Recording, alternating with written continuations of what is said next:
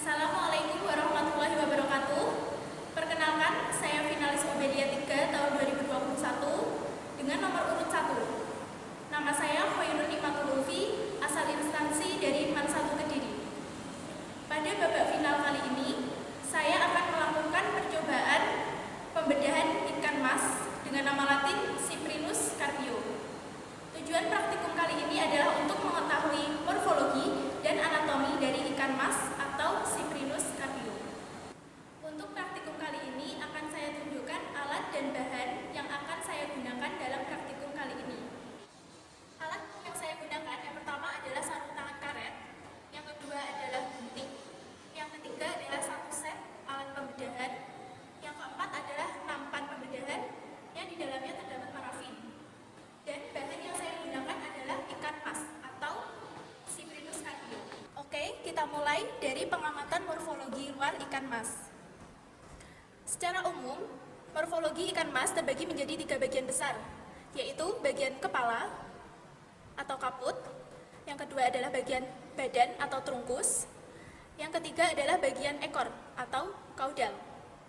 Pada bagian kepala, terdapat mulut atau oral yang berfungsi sebagai tempat masuknya makanan. Selanjutnya, di dalamnya terdapat rongga mulut yang terdapat gigi-gigi pada ikan ini. Mulai ke atas, terdapat 2 lubang hidung di kiri dan kanan. Di atas lubang hidung terdapat 2 mata, yaitu kiri dan kanan. Mulai ke belakang terdapat operculum atau tutup insang, yang di dalamnya terdapat insang sebagai alat pernafasan pada ikan ini. Kita lanjutkan pada bagian trunkus atau tubuh ikan. Tubuh ikan mas ditutupi oleh sisik. Tipe sisik pada tubuh ikan mas adalah tipe sikloid. Di bagian tubuh ikan mas juga terlihat ada sebuah garis. Nah, garis ini dinamakan burat sisi. Burat sisi terletak di kedua sisi tubuh ikan mas, yaitu di sini dan di sini. Selanjutnya, di tubuh ikan mas juga terdapat beberapa macam sirip. Yang pertama adalah sirip dorsal. Yang kedua adalah sirip pektoral. Di sebelah sini dan sebelah sini. Dan yang ketiga adalah sirip ventral. Ada sepasang. Menuju ke bawah terdapat anus. Di belakang anus juga terdapat sirip. Satu sirip ini dinamakan dengan sirip anal. Lanjut ke bagian kaudal atau ekor, terdapat sirip caudalis yang bertipe simetris. Selanjutnya, fungsi gurat sisi pada ikan adalah 1. Untuk mengetahui perubahan tekanan air, dan yang kedua adalah untuk mengetahui kondisi lingkungan di sekitar ikan. Adapun fungsi sirip ikan secara khusus adalah yang pertama, sirip dorsal bekerja sama dengan sirip anal berfungsi saat ikan akan bergerak memutar. Yang kedua, sirip pektoral berfungsi saat ikan diam akan bergerak maju ataupun akan bergerak ke samping. Yang ketiga adalah sirip ventral. Sirip ini berfungsi untuk memantapkan posisi ikan pada kedalaman tertentu. Dan yang terakhir adalah sirip kaudal yang berfungsi sebagai kemudi ikan saat berenang dan sebagai pendorong utama ikan untuk maju ke depan. Setelah mengamati morfologi luar dari ikan mas, selanjutnya akan kita lanjutkan dengan mengamati anatomi organ dalam dari tubuh ikan mas dengan cara pembedahan. Pembedahan kita mulai dari anus secara vertikal menuju gurat sisi. Setelah sampai di gurat sisi, kita lanjutkan secara horizontal menuju ke operculum. Sampai di operculum, kita lanjutkan ke arah ventral. Selanjutnya, bagian yang sudah kita potong tadi, kita buka untuk melihat organ dalamnya. Ini adalah bagian jantung. Ini adalah gelembung udara. Ini adalah gonad. Ini adalah hati. dekat hati ada kantung empedu. Ini adalah usus halus. Di sekitar usus halus ini adalah pankreas yang berwarna agak putih-putih ini. Selanjutnya di bagian dorsal, di balik kantung udara, terdapat ginjal ini. Setelah usus kita urai, akan nampak lambung. Selanjutnya usus halus, ini usus besar, dan akan berakhir pada anus.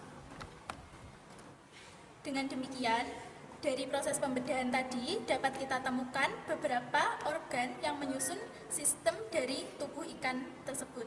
Yang pertama adalah sistem sirkulasi dengan adanya organ jantung.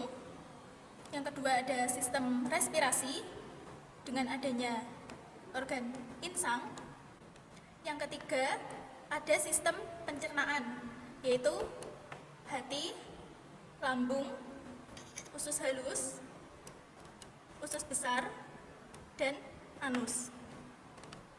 Yang keempat adalah sistem gerak yang terdiri dari otot, tulang belakang, dan gelembung renang. Yang kelima adalah sistem ekskresi, yaitu ginjal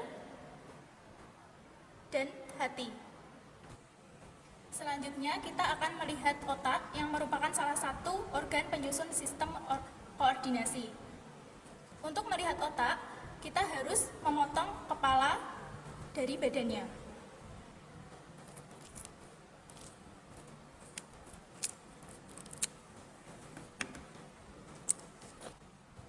Setelah kita buka, nampak ada sumsum tulang belakang dan otak.